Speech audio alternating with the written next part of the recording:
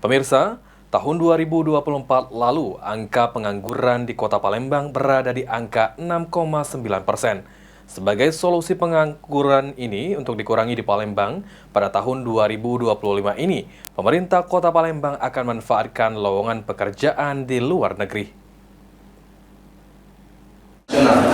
Tapi kita harus mulai berpikir bahwa kita harus Diungkapkan oleh Kepala Dinas Ketenagakerjaan Kota Palembang, Redian Dedi Umrin, tahun 2024 lalu angka pengangguran di Kota Palembang berada di angka 6,9% atau turun dari tahun 2023 lalu di sekitaran 7%.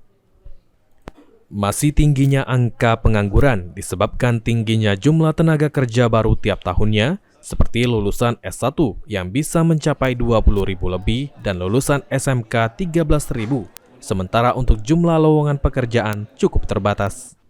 Sebagai solusi pengurangan pengangguran di Palembang, pada tahun 2025 ini akan dimanfaatkan lowongan pekerjaan di luar negeri, lantaran pada tahun 2024 lalu terdapat sekitar 3 juta lowongan pekerjaan.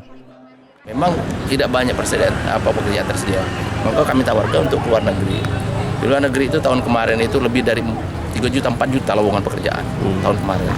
Nah, kalau ini kita bisa manfaatkan ya 10% aja, 10% dari situ baik sudah luar biasa. Sandi Pratama, PAL TV.